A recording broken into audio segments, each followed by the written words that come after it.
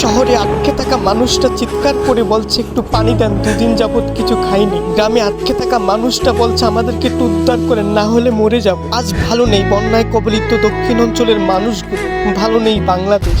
সকল বাধা পেরিয়ে আমরা অতি দ্রুত চলে আসি ফেনীর সাধারণ বন্যায় কবলিত মানুষদের সহযোগিতা এবং উদ্ধার করার জন্য। ফেনীর সবচেয়ে উঁচু রাস্তাতেও হাঁটু পরিমাণ পানি।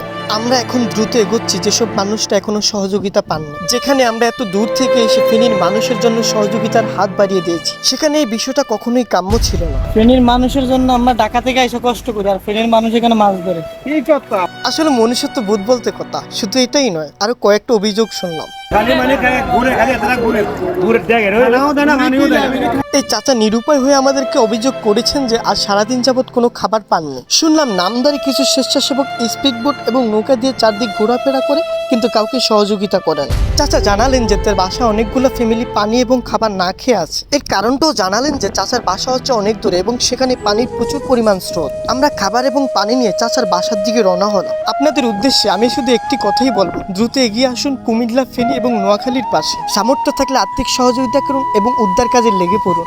আর হ্যাঁ, আপনারা যারা এখন কুমিল্লা, ফেনী, নোয়াখালীতে আসতে চাচ্ছেন, আপনাদের উদ্দেশ্যে একটি কথাই বারবার বলবো, অবশ্যই লাইফ জ্যাকেট পরে নিজের জীবনের সেফটি নিয়ে আসবেন। ঢাকা থেকে আমরা এত কষ্ট করে আসি ফেনীর মানুষকে সহযোগিতা করতে, আর সেই ফেনীর মানুষ এখানে এসে দেখি যে নৌকা নিয়ে ড্রাম বানিয়ে এমনিতে ঘুরে আনন্দ করে, আবার কিছু জায়গায় মানুষ মাছ ধরে। জিজ্ঞেস করছি, আবার উল্টা পাল্টা কথা বলে হাসি ঠাট্টা হবে আমাদের সাথে। তো এত কষ্ট করে কাদের সাহায্য করতেছি আমরা? হোক বিতর্ক কিংবা অপমান অপদস্থ, তবুও আমরা অসহায় মানুষদের পাশে। এত পানি এখানে সারবানের নিচে এখানে সবগুলো এখানে আমার দোকান তো, এটা আমার দোকান, সব এটাও জিনিস সব বুঝতে পারছি কিচ্ছু নেই।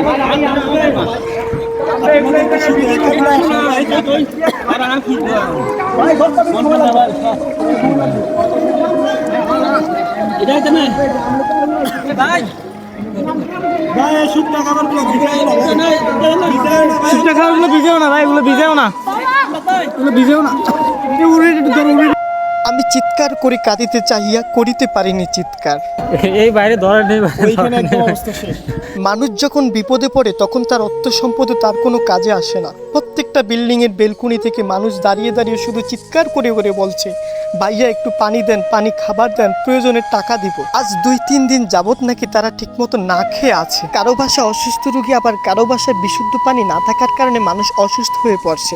সবাই শুধু চিৎকার করে ডেকে ডেকে কান্না করছে আর সহযোগিতা চাচ্ছে। এই আপুটি অনেক দূর থেকে সাঁতার কেটে এসেছে। তার বাসায় একজন প্রেগনেন্ট মহিলা, ইমার্জেন্সি ওষুধ লাগবে। আমি ওষুধ নিতে যাচ্ছি, হঠাৎ কে যেন ডেকে উঠলো।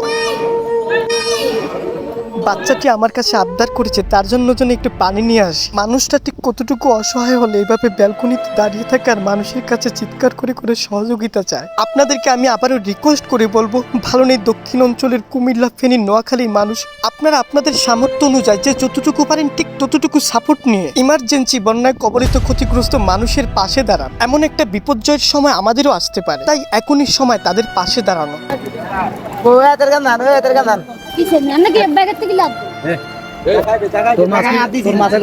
দেখো মাছ দেখো।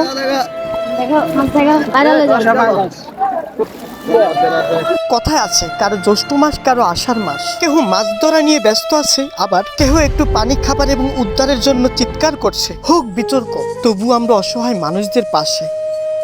আমার পক্ষ থেকে রেস্কিউ টিমের জন্য এবং যারা তোমরা যাদেরকে রেস্কিউ করে আনতেছো তাদের জন্য যেটা দরকার আমি আছি। আমি আপনাদেরকে রিকোয়েস্ট করে আবার বলছি, ভালো নেই কুমিল্লা, ফেনী, নোয়াখালীর মানুষ, ভালো নেই আমার বাংলাদেশ। আজ মানুষ মানুষের জন্য। আপনি আপনার সামর্থ্য অনুযায়ী খুব দ্রুত এগিয়ে আসুন। সারাদিন ক্লান্ত হয়ে একটু বিশ্রামে যাচ্ছি, বিশ্রাম শেষে চোখ মেলে যেন আপনাদেরকেও পাশে দেখতে পাই।